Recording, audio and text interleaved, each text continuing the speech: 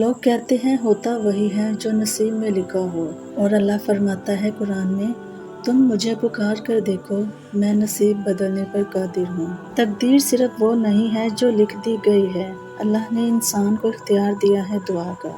अपनी लिखी हुई तकदीर के बावजूद इंसान को इख्तियार दिया है कोशिश करने का। कोशिश और दुआ करने से नसीब बदल जाता है।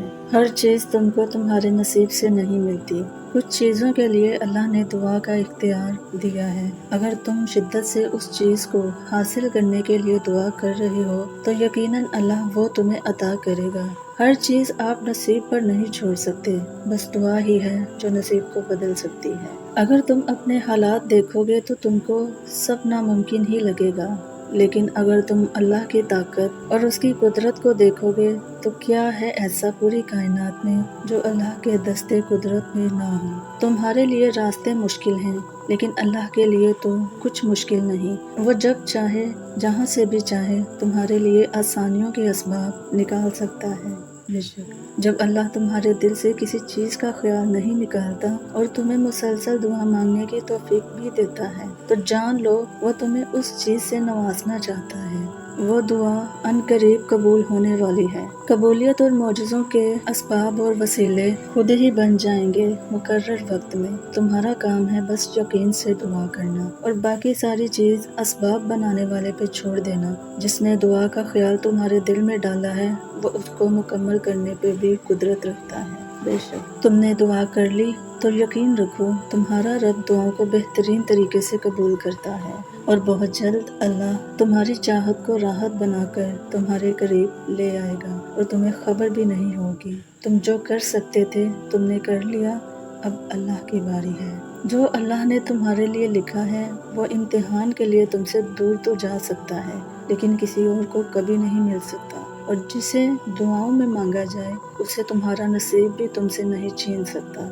वो हर हाल में तुम तक पहुँच कर रहेगा।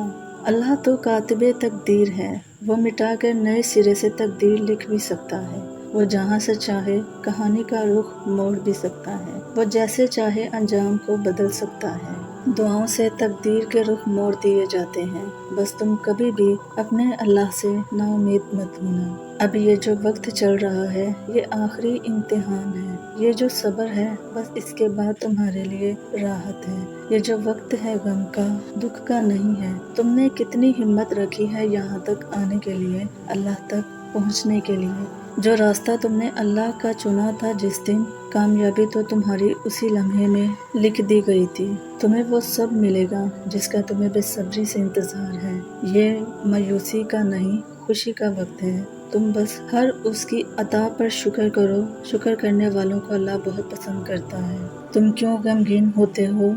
तुम अल्लाह के प्यारे हो। उसने तुम्हें तन्हा तब भी नहीं छोड़ा जब तुम उससे गुमराह थे, तो अब वो कैसे छोड़ेगा? तुम बहुत करीब हो हर उस चीज़ को पाने के जिसकी ख्वाहिश तुम्हारे दिल में है, जिसकी दुआ तुम करते हो। बेशक बहुत जल्द तुम्हारा नसीब बदलने वाला है। तुम्हें वो मिलने वाला है जिसके मिलने की तड़प ने तुम्हारी मुस्कुराहट छीन ली थी। वो बस कुन कहने ही वाला है। बहुत जल्द तुम खुश होने वाले हो।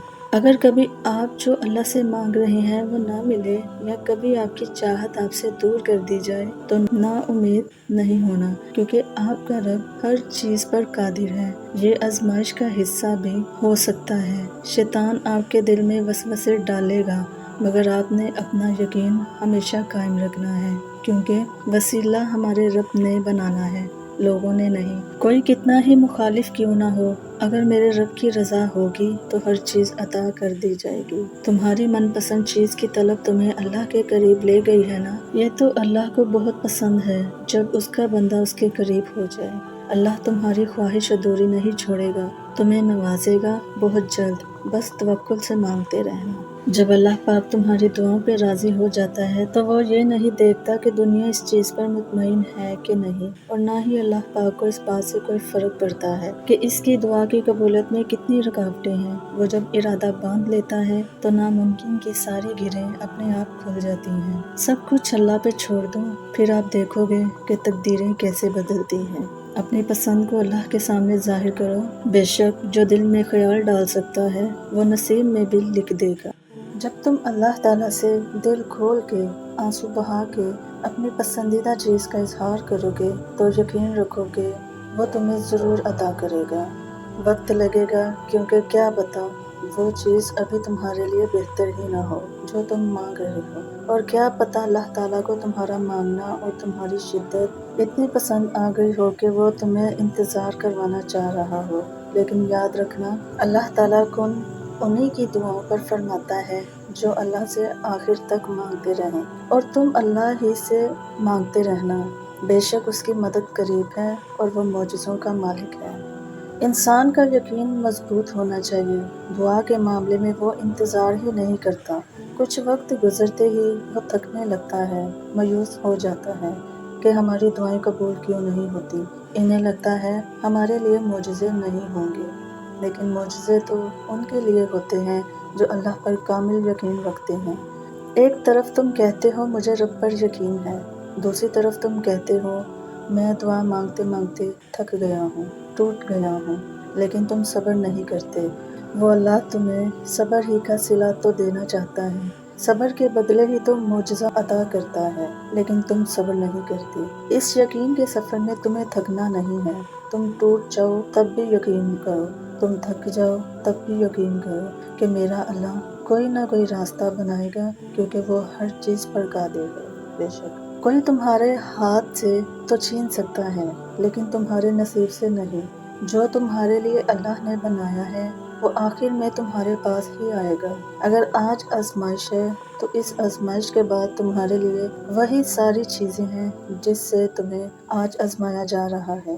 نصیب لکھنا اور اس کو بدلنا، یہ دونوں ہی اختیار صرف اللہ کے پاس ہیں۔ پھر تم کیوں لوگوں کی باتوں سے مایوس ہوتے ہو؟ جس نے نصیب لکھا ہے وہ اس کو بدل بھی سکتا ہے۔